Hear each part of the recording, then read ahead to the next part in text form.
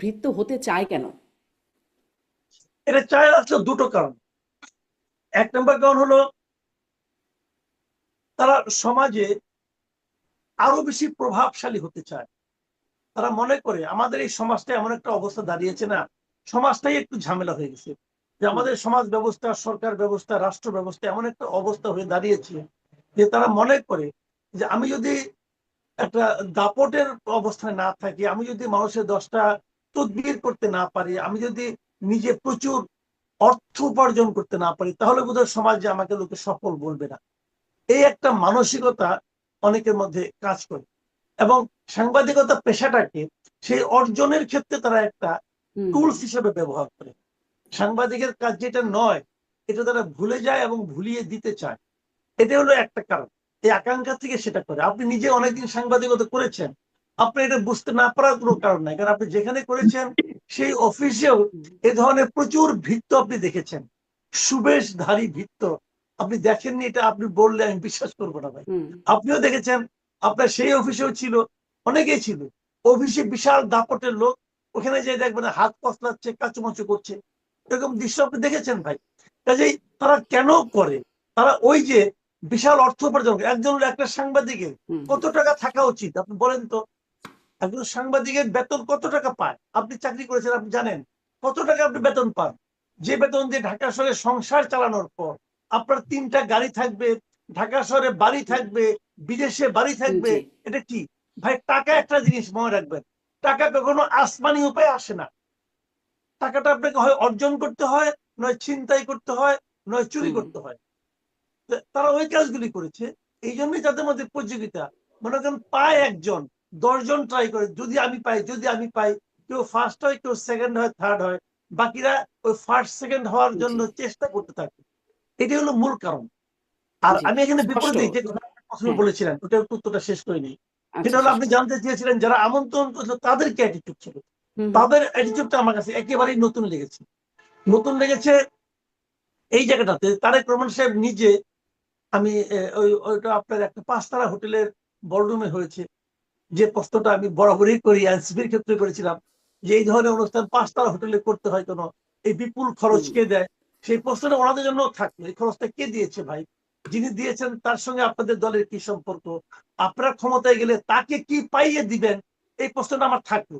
কিন্তু থাকার পরেও আমি বলবো, প্রায় আপনার সাংবাদিক, ক্যামেরা পার্সন, রিপোর্টার সব মিলিয়ে প্রায় 200-300 লোক ওখানে ছিলেন।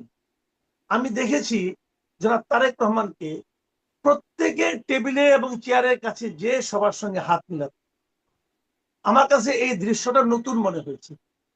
এর আগে আমি দেখতাম এই সমস্ত ব্যক্তিরা 4-5 জন তার পরিচিত লোকের সঙ্গে হাত মিলিয়ে তারা যে মঞ্চে উঠে যেতেন, কিন্তু এখানে উনি তা করেননি। এবং আমি দেখেছি যে ক্যামেরা পার্সনদের সঙ্গে উনি হাত মিলিয়েছেন এবং তাদের সঙ্গে কুশল বিনিময় করেছেন। এটা আমার কাছে নতুন লেগেছে। আর আরেকটা জিনিস খারাপ লেগেছে, ওটা আমি বলি।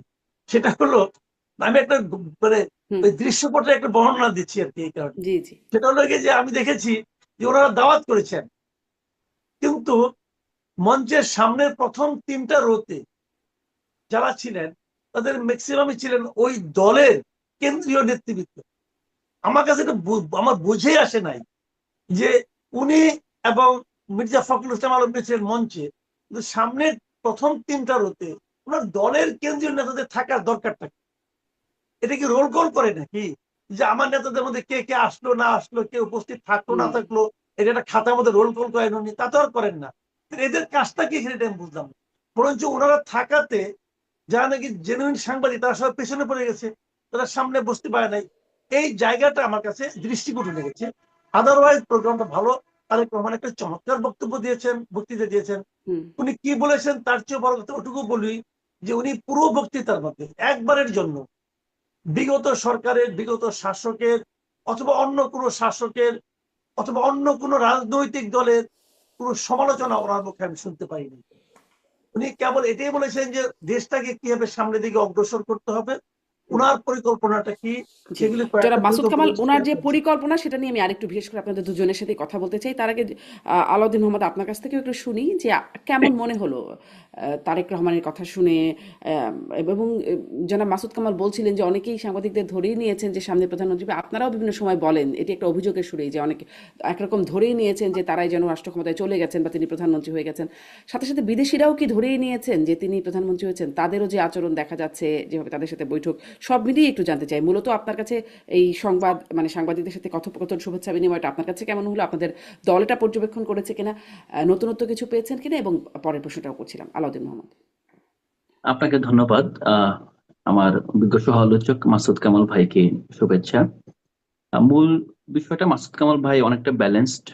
উনি কিছু ক্রিটিক এবং একই সাথে উনি যা দেখেছেন নির্মোহ পর্যবেক্ষণ করেছেন। তিনি যেহেতু উপস্থিত ছিলেন, তার পর্যবেক্ষণটাকে আমি খুব ইতিবাচক ভাবে স্বাগত জানাচ্ছি। আমাদের সেট থেকে আমরা এটাকে ইতিবাচক ভাবে দেখি, কারণ বাংলাদেশে প্রথমত আমরা দেখেছি দীর্ঘদিন ধরে আপনার মিডিয়ার সাথে যে আপনার রাজনীতির একটা দুষ্ট চক্রের সম্পর্ক আছে, এটা এখনো বিদ্যমান আছে। কিন্তু এর মধ্য দিয়ে গিয়ে তারেক রহমান যেহেতু দীর্ঘদিন দেশে ছিলেন না, এবং আপনি যে কথাটি বললেন, ধরেন আপনার দেশের এস্টাবলিশমেন্ট, বিদেশি আমাদের বন্ধু রাষ্ট্র, কূটনৈতিক, তাদের সবার একটা আগ্রহ দেখা যাচ্ছে এবং বিভিন্ন ভাবে প্রজেক্ট করা হচ্ছে আপনার তিনি হয়তো বা নেক্সট পিএম। তো এই যে প্রজেকশন, এই প্রজেকশনের একটা বড় জায়গা হলো যে মানে তার অনেকগুলো পেন্ডিং মিটিং আছে। অনেক আপনি সামাজিক ভাবে যদি বলেন, রাজনৈতিক ভাবে বলেন, তিনি তো এই জনপরিসর একজন ব্যক্তি ছিলেন। রাজনৈতিক নেতৃত্বের বাইরেও তো তার একটা সামাজিক পরিচয় আছে। তো সেক্ষেত্রে তিনি যেহেতু দীর্ঘদিন এখানে ছিলেন না, তার সাথে দেখা করা, তিনি কিভাবে চলছেন, কিভাবে কথা বলছেন, কিভাবে মুভ করছেন, সবগুলো কিন্তু এই জাতির সর্বস্তরের মানুষ গভীর আগ্রহের সাথে পর্যবেক্ষণ করছেন। এবং আমরা দেখেছি এখন পর্যন্ত তিনি সেভাবে কাউকে হতাশ করেননি, এবং তিনি বেশ ভালো আপনার ব্যালেন্সড মুভ দিচ্ছেন। ওনার শব্দ চয়ন, ওনার মুভমেন্ট সবকিছুই আমাদের কাছে ইতিবাচক লেগেছে। একই সাথে আরেকটা বিষয় আমাদেরকে যোগ করতে হবে যে আপনার রাজনীতির বাইরে গিয়ে আমরা যে রাজনৈতিক সংস্কৃতিটা প্রত্যাশা করি, এই সংস্কৃতির বিকাশ যাদের হাতেই হবে, যারাই এই সংস্কৃতির শুভ সূচনা করবে, ইতিবাচক সংস্কৃতির, আমরা তাকে স্বাগত জানাবো। হ্যাঁ, এখানে ইভেন আমরা সেখান থেকে শেখার চেষ্টা করব। এবং আমরা চাই যে, আমরা আগেও বলেছি যে রুল অফ গেমটা চেঞ্জ করতে হবে। তো রুল অফ গেম চেঞ্জের একটা বড় জায়গা ছিল সংস্কার কমিশন, যেখানে রাষ্ট্র পরিচালনা রুল অফ গেম আমরা ইতিবাচক ভাবে অনেকগুলো চেঞ্জ করতে পেরেছি, যেটা ভবিষ্যতে গণভোটে হয়তো আসতে পারে।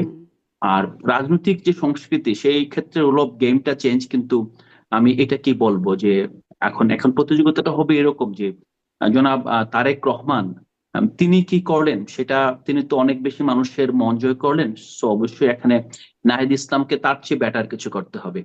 এই যে একটা ইতিবাচকতার প্রতিযোগিতা, আমি এটাকে ইতিবাচক ভাবে দেখি। এবং আমি তারেক রহমানের এখন পর্যন্ত রাজনৈতিক নেতৃত্ব হিসেবে, নেতা হিসেবে তার যে মুভ, এই মুভগুলোকে আমি বাংলাদেশের সামগ্রিক রাজনৈতিক প্রেক্ষাপটে আমি ইতিবাচক ভাবে দেখি।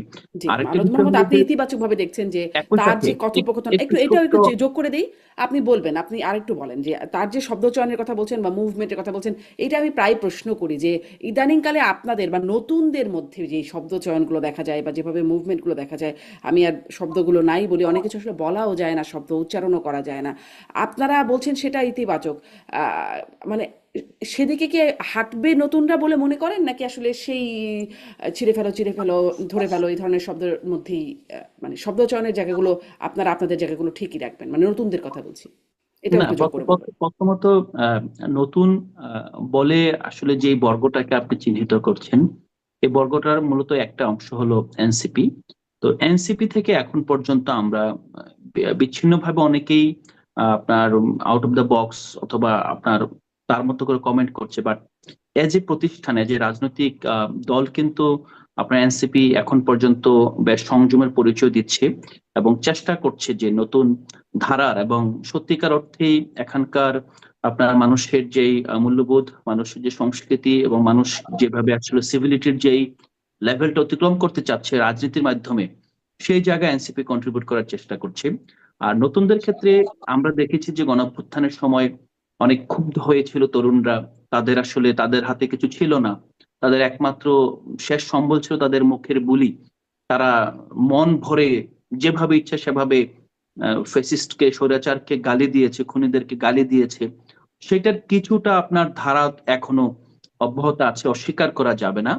কিন্তু মূল ধারা রাজনীতি যখন সক্রিয় হবে, শক্তিশালী হবে, ইভেন যদি এনসিপি কেও বলেন, এনসিপি যদি রাজনীতিতে যদি মূল ধারার সাথে কম্পিট করতে পারে, তখন অবশ্যই এনসিপি আপনার কাছে যেরকম সবার কাছে দায়বদ্ধ হবে। এখন আপনাদের এই প্রশ্ন করা অব্যাহত থাকলে অবশ্যই নতুনদের, এই হুম, তরুণদের পথ চলা সহজ হবে। এবং সেই ক্ষেত্রে আমি তারেক রহমানের যেই সংবাদ সম্মেলন যেটা, সেই একই রকম সংবাদ সম্মেলন তো অন্যান্য রাজনৈতিক দলের প্রধানদের এখনই করার সুযোগ নেই বিভিন্ন কারণে। তো বাট আমি এটাকে বলবো যে যে যতটুকু ইতিবাচক এসেছে, হুম, আমরা ইতিবাচক ভাবেই দেখবো, এবং আমরা চেষ্টা করব এবং আমরা প্রত্যাশা করব রাজনীতিতে আগামী নির্বাচনে যারাই বিজয়ী হবে তাদের মধ্যে যাতে এই আপনার বদান্যতা, এই বিনয় এবং মানুষের প্রতি, মিডিয়ার প্রতি, মিডিয়ার স্বাধীনতার প্রতি কমিটমেন্ট যাতে অব্যাহত থাকে, এই জি, প্রত্যাশাটা আমাদের জি। থাকবে। আলাউদ্দিন মোহাম্মদ, অনেক ধন্যবাদ। আমি একটু ছোট, ছোট করে এই প্রসঙ্গটা শেষ করে আরো তো ২-১ টা ছোট্ট প্রসঙ্গে যেতে হবে। তাই জনাব মাসুদ কামাল, ছোট করে আপনার কাছে জানতে চাই যে আজকের সেই মতবিনিময় সভায় বা শুভেচ্ছা বিনিময় সভায় সেখানে দেখলাম যে সাংবাদিকরা অনেকেই অনেক কিছু বললেন। যেমন সাংবাদিক মাহমুদুর রহমান, তিনি বললেন যে মানে যারা নির্যাতিত হয়েছিলেন, রুহুল আমিন গাজী থেকে শফিক রেহমান, তাদের কথা বললেন যে তারা জেলে ছিলেন, কিভাবে নির্যাতিত হয়েছেন। আর সাংবাদিক নুরুল কবির বলছিলেন যে এই আমলে যে সাংবাদিকরা জেলে আছেন তাদের ন্যায় বিচারের কথা বলছেন। আপনার কাছে কি মনে হয়, মানে বিএনপি তো ইতিমধ্যে অনেক বিষয় নিয়ে কথা বলছে, আইডেন্টিফাই করছে, এই আমলে যারা জেলে আছে, সাংবাদিকদের যারা ন্যায় বিচারের বাইরে আছে বলে আপনারাও বিভিন্ন সময় কথা বলে থাকেন, সেদিকে কি আসলে সোচ্চার বা দৃষ্টি কি আছে বিএনপির? বিএনপির দৃষ্টিটা আছে বলে আমার কাছে মনে হয় না। যদিও বিএনপি হয়তো বলবে আমরা তো ক্ষমতায় নেই, আমরা এটা কি করবো, কিন্তু ন্যায় বিচারের জন্য কথা বলতে ক্ষমতায় থাকা লাগে না। ন্যায় বিচারটা সবারই পাওয়ার অধিকার আছে। আমি দেখেছি এই আমলে অনেক সাংবাদিক জেলে আছেন। দেখেন, সর্বশেষ আনিস আলমগীরকে জেলে নেওয়া হলো। এর আগে মঞ্জুর আলম পান্নাকে নেওয়া হয়েছিল। আনিস আলমগীরকে কেন নেওয়া হয়েছিল, কি তার কারণ? আমি কারণটা এখনো বুঝিনি। যে আমি সেই এফআইআরটা পড়েছি, যে এফআইআর উপর ভিত্তি করে তাকে গ্রেফতার করা হলো, এবং যে ওখানকার যে তথ্যের উপর ডিপেন্ড করে কিনা নাকি পুলিশের আর্গুমেন্টের উপর ডিপেন্ড করে তাকে রিমান্ডে দেওয়া হলো, তারপরে তাকে জেলে পাঠানো হলো, আমি এখনো ক্লিয়ার না, আমি এখনো বুঝি নাই কেন। ওখানে ২-৩টা ওনার কন্টেন্টের কথা উল্লেখ করা হয়েছে, ইউটিউবে, ফেসবুকে নাকি ওনার এই হুম, বক্তব্যগুলি ছিল। এইগুলো শুনে তাদের মনে হয়েছে যে নিষিদ্ধ দলের প্রতি নাকি উনি এক ধরনের উস্কে দিচ্ছেন। তো নিষিদ্ধ দলটা গুরুত্ব পাওয়া, আমি তো এটাই বুঝি না। কারণ ওই এইগুলোতে, কন্টেন্ট গুলোতে আমি দেখেছি উনি বলেছেন যে একসময় হয়তো আওয়ামী লীগ ফিরে আসবে, এই ধরনের কিছু কথাবার্তা বলেছেন। উনি বলেছেন যে আওয়ামী লীগের যারা ভোটার তাদের প্রতি অবিচার করা হয়েছে, মানে তারা কোথায় ভোট দিবে। আমি মানলাম যারা আওয়ামী লীগকে অপছন্দ করেন তাদের কাছে এটা খারাপ লাগতেই পারে, আমার কোনো আপত্তি নাই, কিন্তু এটা কি বেআইনি কাজ? আওয়ামী লীগ তো নিষিদ্ধ দল নয়, আওয়ামী লীগের হুম, কার্যক্রম স্থগিত করা হয়েছে। কাজে যখন এটাকে নিষিদ্ধ দলের পক্ষে বয়ান বলা হয়, বাংলাদেশে নিষিদ্ধ সংগঠন মাত্র ২টা, এক হলো ছাত্রলীগ, এক হলো হিজবুত তাহরির। তো এখানে তো এই দুইটার সম্পর্কে কোনো বক্তব্যই নাই। তো এইটুকু পরেই তো বিচারকের উচিত ছিল যে এই অভিযোগটাই আসলে একটা পুরো জিনিসটা একটা হুম, আবল তাবল টাইপের অভিযোগ।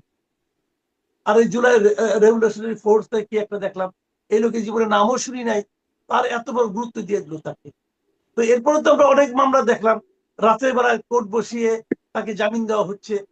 তো এটাও তো আমরা দেখেছি। কাজে আমি ওই হুম, যাকে জামিন দিতে ওর নামে কোনো আপত্তি নাই, ওরা হতেই পারে, কিন্তু সেই উদাহরণটা আনিস আলমগীরের ক্ষেত্রে প্রযোজ্য হলো না। কেবল তাই নয়, আমি আরো কয়েকটা ঘটনা বলি। আগে যাদেরকে গ্রেপ্তার করা হয়েছে, অনেক সাংবাদিককে কিন্তু আগে গ্রেপ্তার করা হয়েছে, যারা শেখ হাসিনার দোসর ছিল।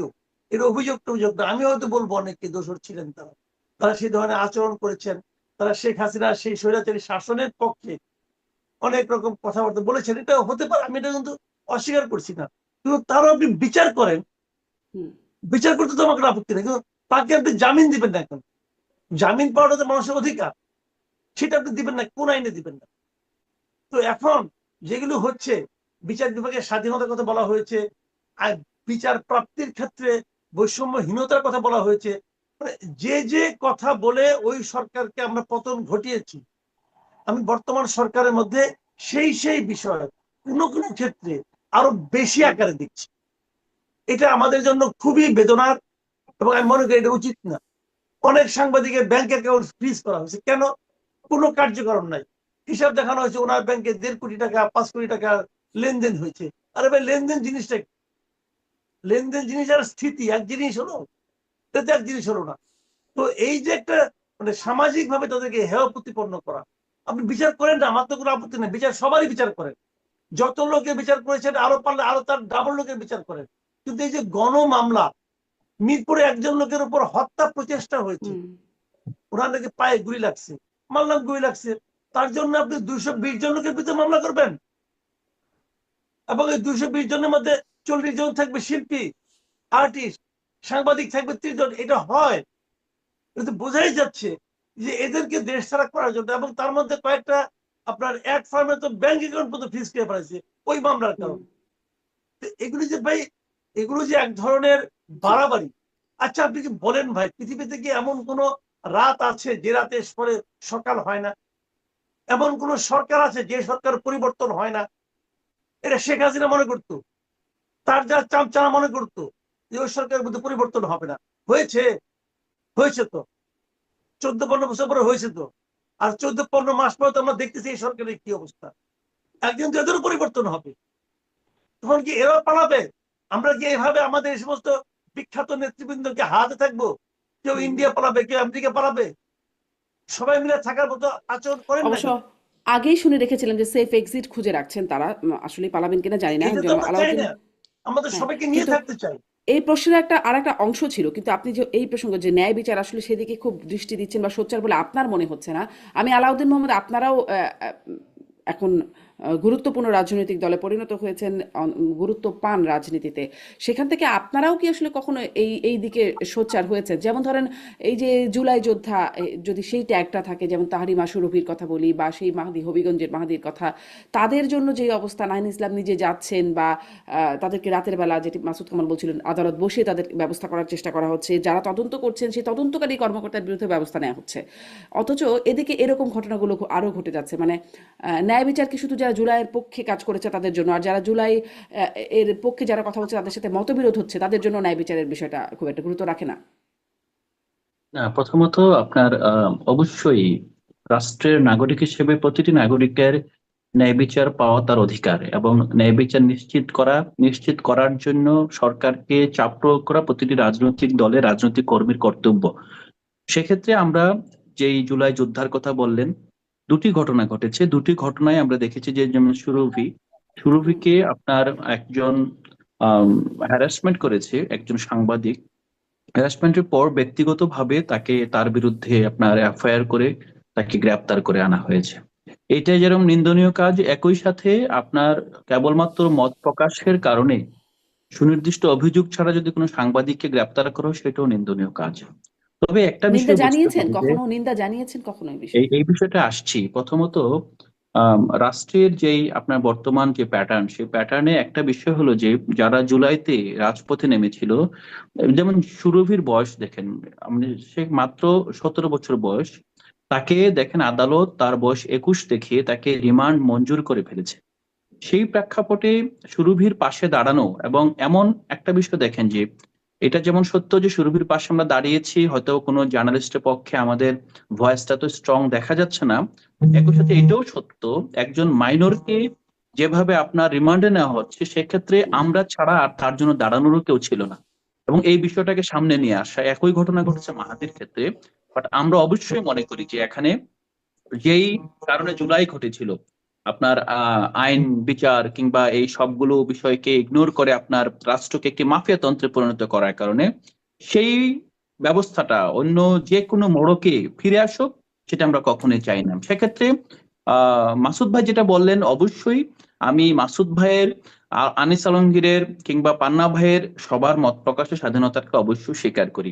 একই সাথে তারা যদি এই মুহূর্তে বিচারাধীন কোনো বিষয়কে আপনার নর্মালাইজ করার চেষ্টা করে, বিশেষ করে খুনিদের ক্ষেত্রে যেটা হয়, সেক্ষেত্রে যদি রাষ্ট্র নিবর্তনমূলক কোনো ব্যবস্থা নেয় সাময়িক কারণে, এবং সেটা যদি আইনসিদ্ধ হয়, সেক্ষেত্রে আমি বলবো না যে আমি নীরব থাকবো। আমার মনে হয় যে আমি এটাকে রাষ্ট্রকে একটু স্ক্রুটিনাইজ করতে বলবো, হুম। যতটুকু সম্ভব ন্যায় বিচার নিশ্চিত করা যায়। কারণ আমরা দেখেছি ইভেন শেখ হাসিনার কথা যদি বলেন, আজকে মাসুদ ভাই যেটা বললেন, যেটা অতীতের মতো এখনকার সাংবাদিকদের মধ্যে তিনি এটা দেখতে পাচ্ছেন না।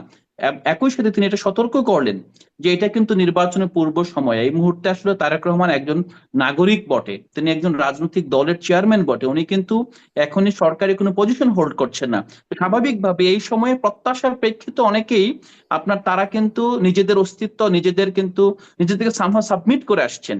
এই ঘটনার যিনি পুনরাবৃত্তি চাচ্ছেন না মাসুদ ভাই, একই সাথে যে আমরা বলি যে এই ঘটনাটা যারা অতীতে ঘটিয়েছিল তারা যদি আপনার একই ভাবে আপনার একজন খুনির প্রতি তাদের অ্যালিজিয়েন্স পোষণ করেন এবং পাবলিকলি এটাকে নিয়ে তারা সেলিব্রেট করেন, ডেফিনেটলি পৃথিবীর কোনো গণতন্ত্র এটাকে অ্যালাউ করবে না।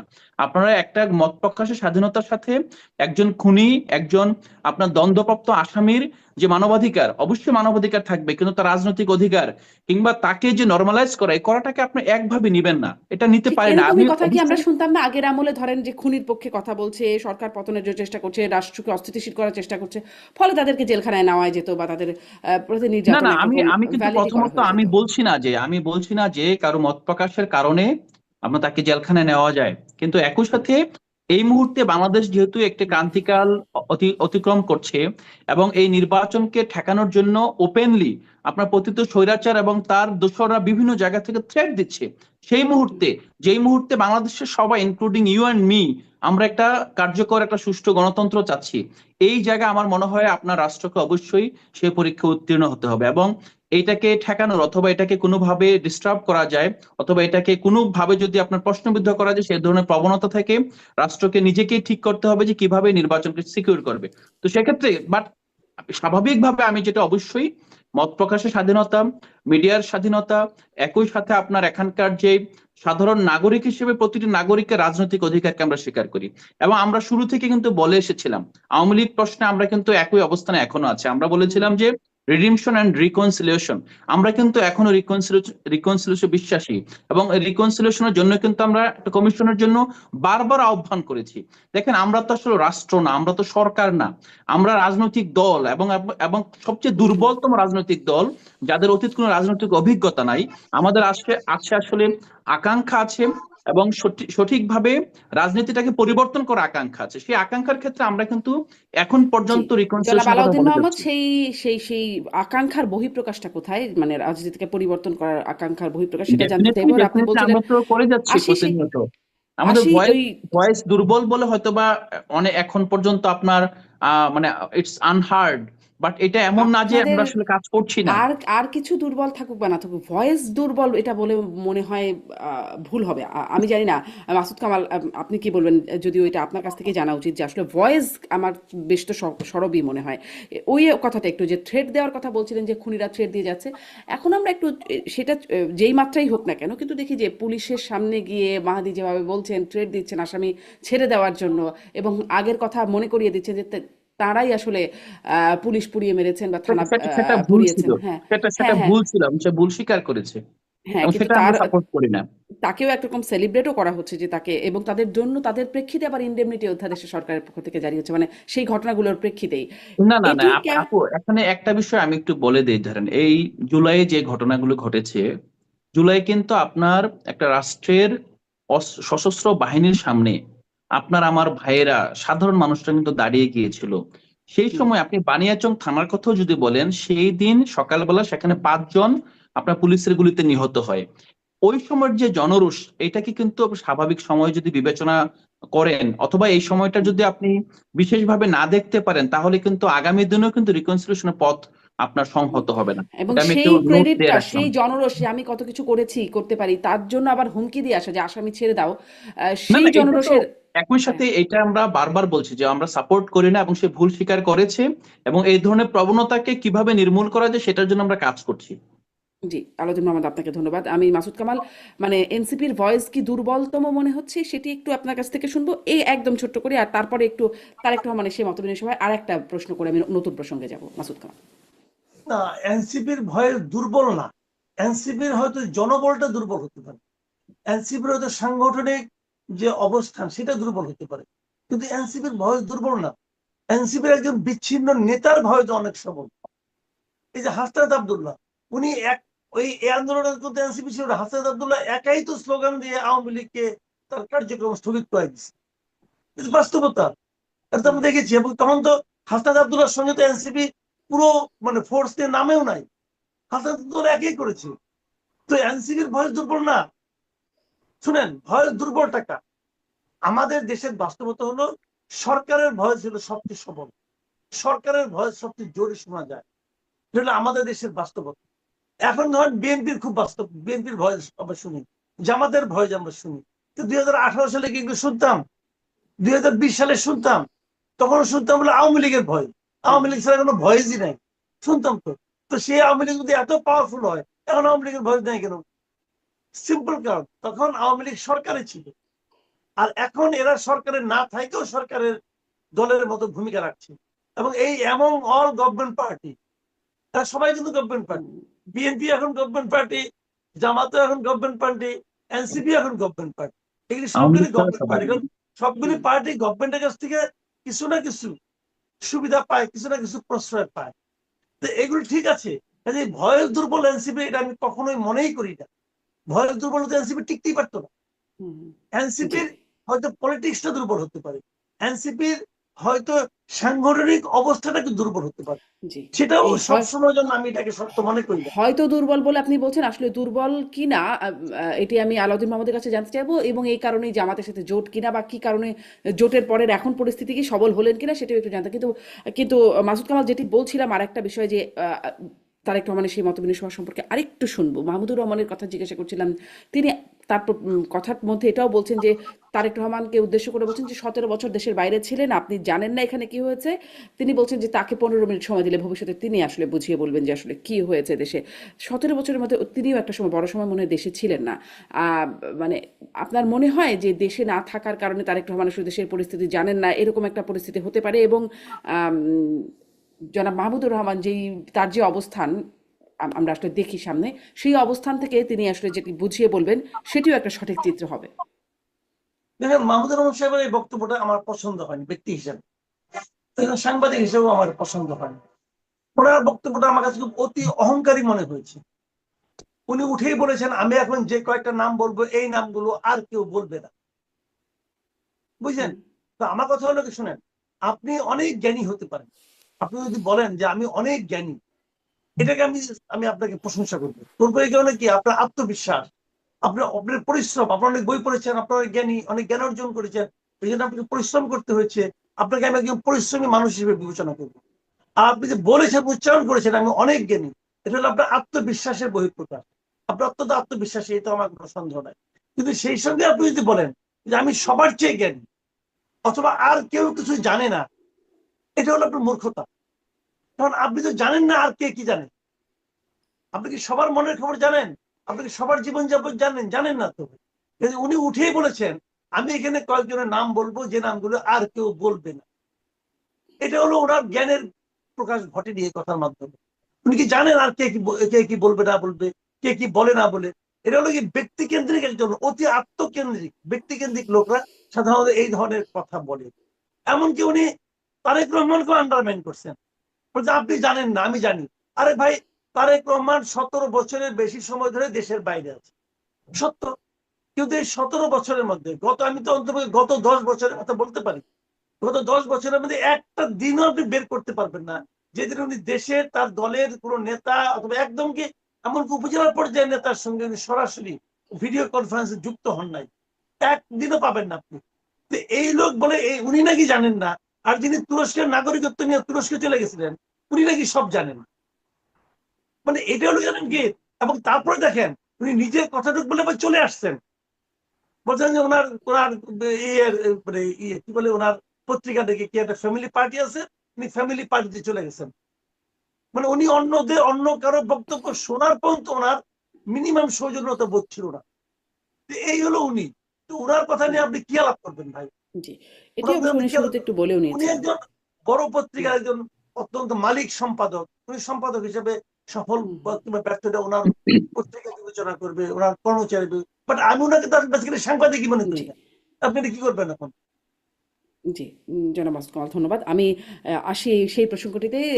আলাউদ্দিন মোহাম্মদ যে দুর্বলতম সংগঠন আপনি বলছিলেন, এখন জামাতের সাথে জোট করে আপনারা এক সবল হলেন কিনা, এবং নাকি দুর্বল থেকে আরো দুর্বল হলেন? আপনাদের অন্যতম যাদেরকে আসলে খুব মুখ চেনা নারী নেত্রীরা, তারা সবাই বেরিয়ে গেলেন একরকম, প্রায় সবাই।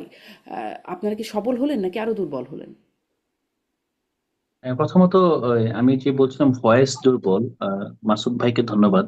মূলত ভয়েস দুর্বল বলতে ওইটাই মিন করছিলাম যে আমরা আসলে কি চাই, যা বলি তা রাজনৈতিকতায় রূপান্তর করতে আসলে যে এরকম সংগঠন দরকার হয়, আপনার স্ট্রিট পাওয়ার দরকার হয়, সেটা আমাদের নাই। এটা বলেছিলাম আর কি। ভয়েস সিভিল সোসাইটিতে সামহাও আমরা বলবো যে ওয়েল, মানে অন্তত আপনারা ডাকছেন, আপনাদের সাথে আমরা কথা বলছি, মত বিনিময় করছি, এটা আমরা অ্যাপ্রিসিয়েট করি।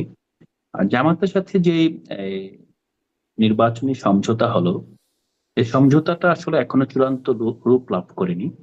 তো এখানে সংগঠন হিসেবে আমরা মানে অবশ্যই দুর্বল হয়েছি কিছু ক্ষেত্রে, এবং আমরা যেই কমিটমেন্ট থেকে শুরু করেছিলাম, এবং যেই শ্রেণীটাকে আমরা যে শ্রেণীটার প্রতিনিধিত্ব করব বলে আমরা সংগঠন করেছিলাম, ইনক্লুডিং মি, হুম। আমরা তাদেরকে হয়তো এই সময়ের জন্য হতাশ করেছি।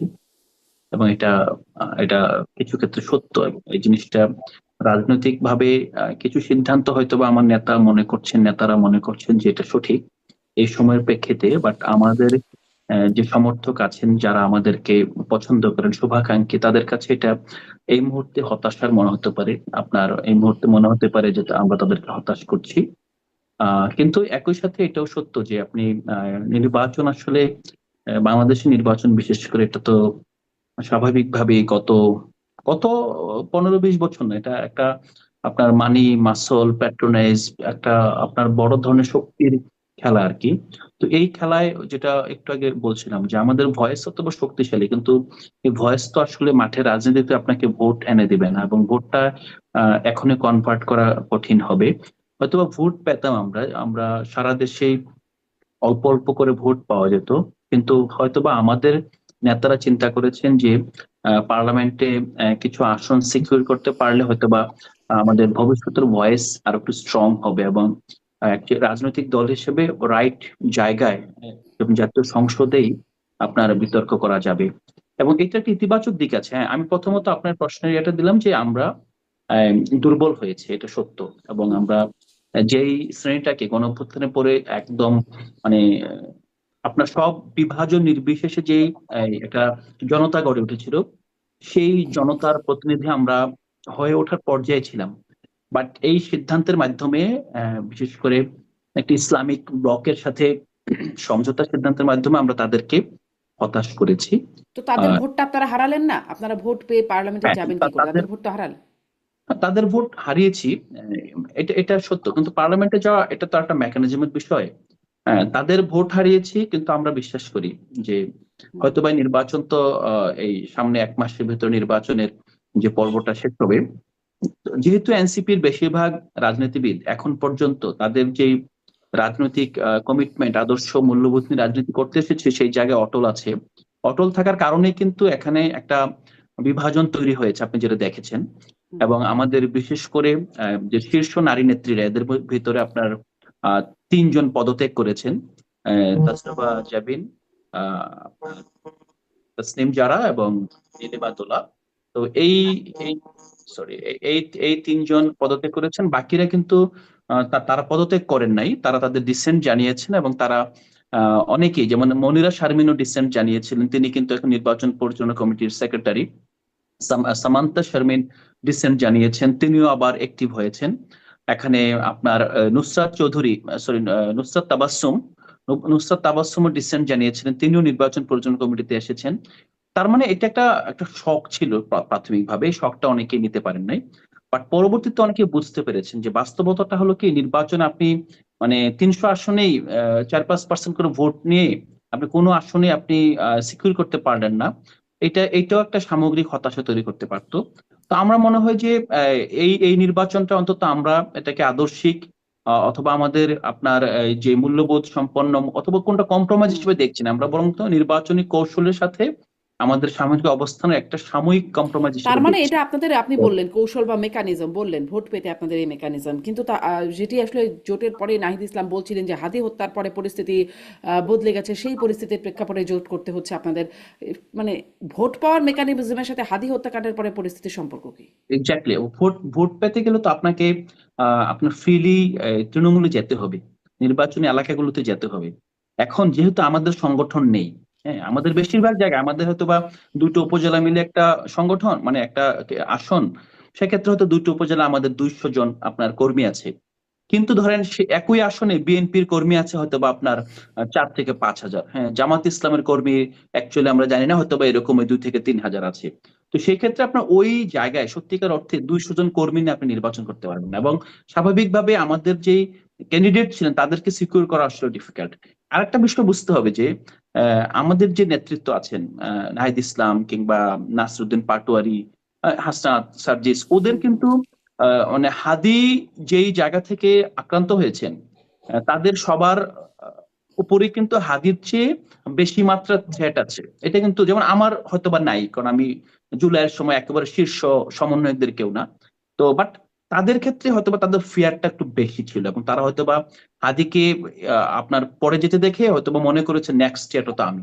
তো আমি এই জায়গাটা অন্তত বলবো যে যারাই আমাদের প্রতি আস্থা রাখছেন অথবা আমাদের প্রতি একটা প্রত্যাশা তো আছে এখনো, নেক্সটে আমি তো তাদের, জামাতের সাথে গেলে সেই নেক্সট সে হওয়াটা না বাঁচবে কি জামাতের করে? সাথে না, আপনি তো প্রথমত আপনি নির্বাচনে যে 300 আসনে যে একটা ব্যক্তি, আপনি রিস্কটা কমাচ্ছেন। হ্যাঁ, এটা একটা। দ্বিতীয়ত হলো যে আপনি যে 30টা আসনে নামছেন, এই 30টা আসনে কিন্তু আপনার 200 কর্মীর সাথে ওই জামাতের 2000 কর্মী অ্যাড হচ্ছে। অ্যাড হয়ে কিন্তু এখানে একটা মিনিমাম মাঠে আপনি নামতে পারছেন, ব্যাপারটা এই জায়গাটায়। আর দ্বিতীয়ত হলো ধরুন আপনি হয়তোবা, আমি অ্যাকচুয়ালি জানি না কয়টা আসন নিশ্চিত হতে পারে, অথবা 5, 10, 15, উই ডোন্ট নো অ্যাকচুয়ালি নির্বাচনে কেউ, কিন্তু আপনি অন্তত অবশ্য ফাইট শুরুতে করতে পারবেন। শুনেছিলাম 300 আসন। জি। হ্যাঁ, হ্যাঁ, 300 আসন অবশ্যই। হুম। 300 আসন তো হবেই। কিন্তু বিষয়টা হলো যে দেখেন বিএনপি কিন্তু 300 আসনে প্রার্থী দেয় নাই, জামাত ইসলামও দেয় নাই। আসলে 300 আসন তো সবার জন্য। বাট প্রতিটা রাজনৈতিক দল কিন্তু তার সক্ষমতার বিচারে নির্বাচনের পূর্বে, বিশেষ করে প্রত্যাহারের পূর্বে কিন্তু তারা কাটছাট করে ফেলে, যেখানে তারা ফাইট দিতে পারবে সেখানে ফাইট দিবে। এটা যুদ্ধের জি। রীতি। এটা যে যুদ্ধ হলো যে জি। আপনি একই সাথে সব ফ্রন্টে কেউ যুদ্ধ করে না, একটা হুম। ফ্রন্ট আপনার বিজয়ের পর কিন্তু অন্য ফ্রন্টে আগায় আর কি। তো এটা জি। সামগ্রিকভাবে আমার মনে হয় এটা আপনাদের কৌশল, সিচুয়েশনের প্রেক্ষিতে দেখতে হবে। জি, আপনি বলছেন আপনাদের কৌশল ভোট পেতে একরকম শর্টকাটও কিনা, মানে শব্দটা এইভাবে ব্যবহার নির্বাচন করলাম কিন্তু একটা। শর্টকাট, নির্বাচন লং টার্ম কিছু না। প্রতিটা আচ্ছা, পৃথিবীর সব দেশে, আপনি আমি ইউরোপ একটু এখন ওয়েস্টে আছেন, এই প্রসঙ্গে একটু মাসুদ ওয়েস্টে কিন্তু কামালকেও শুনি। জাস্ট একটু ওয়েস্টে কিন্তু যেটা আপনি দেখবেন যে একেবারে far right end far left হুম। নির্বাচনী সমঝোতা, নির্বাচনে আপনার অ্যালায়েন্সে চলে আসে। আমাদের দেশে তো আসলে রাইট লেফটের বিভাজনের চেয়ে বেশি আপনার সেন্সিটিভ হলো 71 কেন্দ্রিক যে জামাতের অবস্থানগত বিভাজন মিলে এটা অনেকটা টক্সিক হয়ে গিয়েছে। তো এই জায়গাটা আমার মনে হয় আসলে শুধুমাত্র আপনার ইডিওলজি কেন্দ্রিক না, নির্বাচন হুম। এগুলো হয়, এবং নির্বাচনে এই আমি, জিনিসটা আসলে জি, এটা ওয়েল অ্যাকসেপ্টেড ইন অনেক ডেমোক্রেসি। ধন্যবাদ আলাউদ্দিন মোহাম্মদ। একটু এই বিষয়েই মাসুদ কামাল আপনার কাছ থেকেও শুনতে চাই। এই শর্টকাটে এনসিপি তো মনে করছে তারা ভোটের মাঠে আসলে তাদের এই মেকানিজমটা কাজে লাগবে বলেই তারা গেছে, এই শর্টকাটটা ফলো করছে, কিন্তু আহ, আসলে কতটা কাজে লাগবে বলে আপনার কাছে মনে হচ্ছে? আপনি বিশ্লেষক হিসাবে কি বলবেন? দেখেন, আমি একটা কথা বলি, এনসিপি নিয়ে আমার একটু দুর্বলতা আছে। দুর্বলতা আছে এই কারণে, আমি এনসিপি কে যখন তারা শুরু করলো যাত্রাটা, শুরুর আগে থেকেই তাদেরকে আমি পছন্দ করি। এবং এই পছন্দটা আসছে থেকে, যে মনে করেন এনসিপি গঠন হওয়ার আগে তাদেরকে আমি বিভিন্ন টক শোতে পেয়েছি। আমি তো নিজে অনেকদিন ধরে টক শোতে যাই, আমি তাদেরকে পেয়েছি। এবং তাদেরকে পেয়ে আমার কাছে মনে হয়েছে যে এই প্রথম আমি কিছু ছেলে মেয়েকে পাচ্ছি যারা নাকি লেখাপড়া করে। সত্যি কথা বলতে কি, আমাদের হুম। দেশের যে ট্রেডিশনাল পলিটিশিয়ান, এদের লেখাপড়ার দৌড় আমাকে হতাশ করতে। তো আমি ভাবলাম যে এই কতগুলি ছেলে মেয়ে আমি পেয়েছি যাদের সঙ্গে ঝগড়া করা যায়, যাদের সঙ্গে বিতর্ক করা যায়, যাদেরকে তাদের মতামতের সঙ্গে দ্বিমত পোষণ করা যায়, এবং হুম। যারা আমার মতামতকেও বাতিল করে দেওয়ার মতো সক্ষমতা রাখে। এই জায়গাটা আমাকে কিন্তু প্রচন্ড ভাবে টাচ করেছিল। এবং আমি এদেরকে, আমি সব সময় চাইতাম যে এরা একটা বড় রাজনৈতিক দল হিসেবে গড়ে উঠুক, এগিয়ে আসুক, গঠিত। এটা এই কারণেই চাইতাম যে আমার কাছে মনে হতো যে আওয়ামী লীগ, বিএনপি, জামাত, জাতীয় পার্টি, এই যে ট্র্যাডিশনাল দলগুলো, এরা তো এক ধরনের গড্ডা লেগে প্রবাহে গা ভাসিয়েছে। এর বিপরীতে একটা দল আসুক, যারা নাকি ওই বামপন্থীদের মতো কঠিন কঠিন ভাষা প্রয়োগ করবে না, যাদের কথা মানুষ বুঝবে, যারা মানুষকে বুঝবে এবং যারা লেখাপড়া করে। আমি এরকম একটা দল এনসিপির মধ্যে আমি দেখেছিলাম বলে এদের ব্যাপারে আমার প্রচন্ড দুর্বলতা ছিল। এনসিপির আমি খুব সমালোচনাও করতাম, কিন্তু এবং সমালোচনাটা এই কারণে করতাম যে আমি তো এদের ভুলগুলি দেখলে আমার মানে মন খারাপ হতো, সেই কারণে আমি সমালোচনা করতাম। এনসিপি জামাতের সঙ্গে যেটা গিয়েছে, যাওয়ার আগে কদিন আগে এনসিপি একদম খুবই শীর্ষ পর্যায়ের নেতার সঙ্গে আমার কথা হচ্ছিল। তো উনি আমাকে বলছিলেন যে এরকম অবস্থা, আমরা আসলে যদি জোট করি তাহলে কোন দিকে যাব। আমি তাকে বলেছিলাম যে যদি আমি সিস্টেমেটিক হইতে বলি, যে সবচেয়ে ক্ষতি হবে বিএনপির সঙ্গে গেলে, তারপরে ক্ষতি হবে জামাতের সঙ্গে গেলে।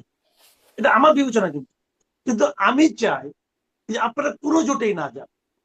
আপনারা এই 5 বছরের নির্বাচন, এই সামনের নির্বাচনটাকে বাদ দিয়ে আরো 5 বছর পরের নির্বাচনকে টার্গেট করে আপনি সারা দেশে পলিটিক্সটা করেন, নিজেদের রাজনীতিটা সারা দেশে ছড়িয়ে দেন। আর যাদের জন্য আপনাদের কিছু দুর্নাম হয়েছে তাদেরকে সাইড করে ফেলান, ওদের নিয়ে আপনি অগ্রসর হতে পারবেন না। আপনারা প্রকৃত পলিটিক্সটা করেন। এটা কিন্তু আমার মানে খুব মনের থেকে তাকে আমি বলছিলাম কথাটা। সে বলছে যে ঠিকই বলছে, সে কিন্তু আমার সঙ্গে কথাগুলো শুনছে খুব মন দিয়ে। পরে যখন আমি দেখলাম যে আমি ব্যাখ্যাও করছিলাম যে বিএনপির সঙ্গে গেলে এনসিপি কে আর খুঁজে পাওয়া যাবে না। এটা স্বাভাবিক, একটা বড় নদীর পাশে একটা খাল, তার নিজের অস্তিত্ব নিয়ে যখন তারা মিশে যায় তখন অস্তিত্ব টিকে রাখতে পারে না, এটাই নিয়ম। কাজে বিএনপিতে গেলে আপনারা একটু খুঁজে পাবে না। জামাতে গেলে যে জিনিসটা হবে, জামাতে গেলে যে ইনস্ট্যান্ট যে নেগেটিভ ইটা আসবে আপনাদের উপর, মানে সমালোচনাটা আসবে, এটা আপনাদের ধারণ করার ক্ষমতা নাই। আর ধরেন আপনি হাইপোথেটিক্যালি ধরেন 30টা আসনে জামাত তাদেরকে ছাড় দিলাম, ধরে নিলাম সর্বোচ্চ, বেশি তো দিবে না, 30টা আসনে ছাড় দেয়, 270টা আসনে কিন্তু এনসিপি কোনো প্রার্থী দিবে না। তার মানে 270টা আসনে কিন্তু এনসিপি কোনো পলিটিক্স থাকবে না। জামাতের কিন্তু ওই 30টা আসনে পলিটিক্স থাকবে। থাকবে কারণ জামাত একটা পুরনো দল, জামাতের কিন্তু কমিটি সব জায়গায় আছে, তারা স্ট্রং। ওই যে বললো না যে আমাদের হয়তো 200 আছে, ওদের আছে 2000। 2000 যে দলটা, 2000 যে সমর্থক গুলো, তারা সাময়িক সময়ের জন্য আপনাকে সাপোর্ট করবে, কিন্তু তাদের পার্টিটা কিন্তু থেকে যাবে। কিন্তু আপনাদের 270টা আসলে কোনো পার্টি থাকবে না। এবং আপনাকে কিন্তু জামাতের প্রার্থীর পক্ষে 270টা আসনে ক্যাম্পেইন করতে হবে, মাঠে নামতে হবে। এই জায়গাটাতে এনসিপির আদর্শিক একটা পরাজয় ঘটবে। কিন্তু আমি তো এনসিপিকে একটা আদর্শিক দল হিসেবে দেখতে চাই। এবং এনসিপি যদি কোনো জনের জোট না করতো, হয়তো তাদের কোনো সিট তারা পেত না। ম্যাক্সিমাম জায়গায় তারা জামানত হারাইতো, 2-1টা জায়গায় জামানত রক্ষা করতে পারতো, এই হইতো আর কি। কিন্তু সারা দেশে তো লোকের শাপলা কুড়িটা চিন্তা রে ভাই। বাংলাদেশের ইলেকশন কিন্তু প্রতীক দেওয়া হয়, পুরো দেশ শাপলা কলিকে চিনত, যে শাপলা কলি নামে একটা মার্কা আছে। এইটা ছিল জরুরি। এইটা নিয়ে তারা পরবর্তী 5 বছর যদি রাজনীতি করতো, তাহলে আমরা 5 বছর পরে একটা বড় এবং শক্তিশালী পটেনশিয়াল একটা দলকে পেতাম। ওই জায়গাটাতে আমি হতাশ যে আমি ওই জায়গাটাতে মিস করছি। আর এখানে আমি আরেকটা কথা বলি, জামাতের সঙ্গে জোট করাতে এনসিপির খুব লাভ হয়নি। লাভ হয়নি আমার তো মনে হয় না তারা 2টার বেশি আসন পাবে, যদিও পায়, নাও পাইতে পারে। বিপরীত দিকে জামাতের কিন্তু লস হয়েছে। জামাত এটা বুঝছে কিনা যায়, জামাত এত বড় দল, এত মেধাবী দল, তারা কেন করলাম জানি, আমার বিবেচনা জামাতের বিরাট লস হয়েছে। বিরাট লসটা কিন্তু সেটাই ভোটের লস আর কি। রাজনীতিতে কোনো লস জামাতের হয় না। জামাত যেখানেই যায় তার মধ্যে ঢুকে যে জামাতের যে গুপ্ত যে প্রসেসটা, গুপ্ত সিস্টেম, এই সিস্টেমটা এত কার্যকর হয়েছে, তারা যেখানে যায় তাদেরকে তাদের মতো করে বানায় নেয়। রাজনীতির সমস্যা না, ভোটের সমস্যা হবে জামাতের। এটা এই কারণে হবে যে 5ই আগস্টের পর, মানে 24-এর 5ই আগস্টের পর সারা দেশে আওয়ামী লীগের লোকজন কিন্তু অত্যাচারিত হয়েছে বিএনপি লোকজনের কাছে। এবং সেই সমস্ত জায়গায় জামাত তাদেরকে অনেক জায়গায় প্রোটেকশন দিয়েছে, সাপোর্ট দিয়েছে। কাজে ওই ইয়ের কারণে, আপনার কি বলে, ওই মানে তাদের প্রতি কৃতজ্ঞতার কারণে আওয়ামী লীগের কিছু ভোট কিন্তু তারা পেত। কিন্তু এনসিপি যাওয়াতে, কারণ এনসিপি কে আওয়ামী লীগ সবচেয়ে অপছন্দ করে, আওয়ামী লীগ করে, আওয়ামী লীগের নেতারা করে, আওয়ামী লীগের নীরব কর্মীরাও কিন্তু এনসিপি কে অপছন্দ করে। এটা এই কারণে করে যে এনসিপি না আসলে তাদের এতদিনের অপকর্মগুলি তারা অবাধে চালাতে পারত, চালাতে পারে নাই। এবং এনসিপি নিজেরাও দাবি করছে তারাই ছিল মূল ফোর্স। সেক্ষেত্রে তারাও মনে করছে এদের কারণে আমাদের এই সুন্দর জীবনযাপন, আরামের সংসার, আরামের রাজত্ব ধ্বংস হয়ে গেছে। কিন্তু ভোট তো ভাই, ইলেকশন তো ভোটের ব্যাপার, হিসাবটা কার ভোট, এটা ওই মুচুর যে আপনার মাঝি, রিক্সাওয়ালা, বুদ্ধিজীবী, সবাই কিন্তু একটা করে ভোট। কার ভোট পেলেন এটা কিন্তু ইম্পর্টেন্ট না, ভোট পাওয়াটা যে কথা। সেক্ষেত্রে জামাত কিন্তু এনসিপির কারণে বেশ কিছু আওয়ামী ভোট হারাবে, এটা হলো আমার বিবেচনা। সেই হিসাবে জামাতের ভোট ব্যাংক ক্ষতিগ্রস্ত হয়েছে, এনসিপির রাজনীতি ক্ষতিগ্রস্ত হয়েছে। এনসিপি এরপর আর একা কতটুকু দাঁড়াতে পারবে, স্পষ্ট, মানে আমি যদি সামারি করি, টোটাল আপনি দেখছেন কিছু, মানে টোটাল লস দেখছেন আপনি আসলে এই জোটের Total মধ্যে। loss দেখা যাক আমি আলাউদ্দিন মোহাম্মদ, আপনারা আসলে কি লাভ দেখছেন, দেখা যাক সেই লাভটা আসলে হয় কিনা। একদম ছোট্ট করে এটা একটু শুনবো আপনার কাছ থেকে যে মানে জামাতের আমির বলছেন বর্তমান অবস্থায় সুষ্ঠু নির্বাচন সম্ভব নয়, আপনারা বিভিন্ন সময় বলছেন প্রশাসন, নির্বাচন কমিশন অভিযোগ তুলছেন, লেভেল প্লেইং ফিল্ড নাই ইত্যাদি কথা বলছেন। এমন বাস্তবতায় আসলে আপনারা মানে এটা কি শুধু বলবেন নাকি মানে সবসময় যেরকম অভিযোগের অভিযোগ, নাকি এর জন্য আপনারা কিছু করবেন বা করণীয় কিছু আছে? প্রথমত জামাতের আমির সাহেব যেটা বলছেন এটা একান্তই তার মন্তব্য, এটা কোনো আপনার এই সমঝোতা যে দলগুলো আছে তাদের সম্মিলিত মন্তব্য নয়। দ্বিতীয়ত হলো যে তাহলে আপনারা মনে করেন সুষ্ঠু নির্বাচনের পরিবেশ না, আছে? দ্বিতীয়টা হলো যে আপনার সুষ্ঠু নির্বাচনের পরিবেশ এখন পর্যন্ত অর্জিত হয়নি, এটা সত্য। অর্জিত যদি হতো তাহলে আপনার বিএনপি ঢাকা মহানগর উত্তরের একজন সদস্য সচিব স্বেচ্ছাসেবক দলের আপনার স্পষ্ট রাত্রিতে আপনার এভাবে খুন হতো না, তার পূর্ব আমরা দেখেছি। হ্যাঁ, কিন্তু একই সাথে এটা আমরা মনে করি যে বিভিন্ন প্রশ্নবিদ্ধ করার জন্য অনেকগুলো ঘটনা ঘটবে, তারপরেও নির্বাচনটা খুব আকাঙ্ক্ষিত এবং নির্বাচনটা আমাদের যে কোনো মূল্যে আপনার করতে হবে, এটা আমরা মনে করি। দ্বিতীয়ত হলো যে মাসুদ কামাল ভাইয়ের সাথে আমি অনেকাংশে একমত। তা আমি তো স্বাধীন বিশ্লেষক নই যে আমি আসলে বিশ্লেষণ করে এটা বের করতে পারি। আমাকে আসলে আমাদের যে দল যে পজিশন নিয়েছে এই সময়ের জন্য, এই পজিশনটাকে আমরা মানে কিছু কিছু সময় না আপনার একটা সম্মিলিত সিদ্ধান্তের প্রতি শ্রদ্ধা জানাতে হয় আপনার, হয়তোবা এটা ডেমোক্রেসির একটা উইকনেসও বটে। মানে আপনি না চাইলেও আপনি আপনাকে সবসময় জানাতে হচ্ছে? এটা এটা সব ক্ষেত্রেই হয় আর কি। আপনি যখন একটা সংগঠন করবেন, হ্যাঁ, আপনি সংগঠন করাটা আসলে খুব কঠিন কাজ। এবং বাংলাদেশ কিন্তু আমরা যে আজকে প্রতিষ্ঠানগুলো ব্যর্থ হয় বারবার বলি, এবং এই মানে ফেসিবাদ বলেন, স্বৈরতন্ত্র বলেন, অথবা ব্যক্তি পর্যায়ে আমাদের এখানে প্রতিষ্ঠান কিন্তু গড়ে ওঠার নজির খুব কম, এবং প্রতিষ্ঠান ব্যক্তি নির্ভর করে গড়ে ওঠে, ব্যক্তির পতনের সাথে প্রতিষ্ঠানের পতন ঘটে, প্রতিষ্ঠান আপনার সামহাও মুষড়ে পড়ে। তো আমরা আসলে এই তরুণরা এই বিষয়টা উপলব্ধি করি যে আসলে আমাদের জাতিগত একটা ব্যর্থতা কিন্তু প্রতিষ্ঠান না গড়ার ব্যর্থতা, রাষ্ট্রকে একটা প্রতিষ্ঠান হিসেবে দেখার অথবা না দেখারও ব্যর্থতা। তো আমরা আসলে এই নতুন উদ্যোগটা শুরুতেই আপনার এই ব্যর্থতার দিকে পর্যবেসিত সেটা চাই না। সো আমরা কিছু ক্ষেত্রে যদি মনে হয় যে এই মুহূর্তে মনে হলো যে আমাদের গণতান্ত্রিক ভাবে ভুল সিদ্ধান্ত আসছে, বাট গণতান্ত্রিক ভাবে তো আসছে, সো আমরা এটাকে আপাতত আমরা এটাকে ধারণ করছি। এবং পরবর্তীতে যদি মনে হয় যে কোনো সিদ্ধান্ত পৃথিবীর সব দেশেই যখন কালেকটিভ ডিসিশন হয়, এই ডিসিশনের পরে যদি সিদ্ধান্তটা ভালো ফল বয়ে নিয়ে না আসে তখন সেখানে পুনর্বিবেচনা হয়। তো আমি বিশ্বাস করি আমাদের দল পুনর্বিবেচনা করবে। বাট এটা সত্য যে এখানে এখন পর্যন্ত এই দুই পক্ষের কারোরই আপনার, হ্যাঁ, এখানে জামাতের একটা বড় লাভ হয়েছে। জামাত আসলে এই গণঅভ্যুত্থানের পরের তরুণদেরকে সামহাও তাদেরকে তাদের ফ্লিটে তুলতে পেরেছে, সাময়িকের জন্য হলো।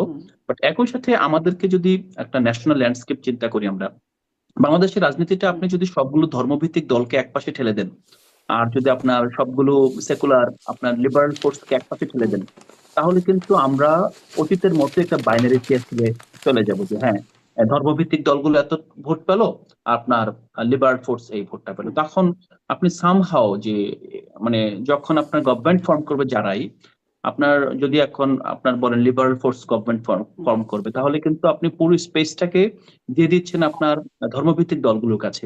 অন্তত এনসিপি কিংবা এলডিপি তাদের মতো কিছু দলের কারণে আপনি কিন্তু বৈশ্বিকভাবে এবং দেশের ভিতরে অন্তত এই একটা ল্যান্ডস্কেপ করতে পারছেন।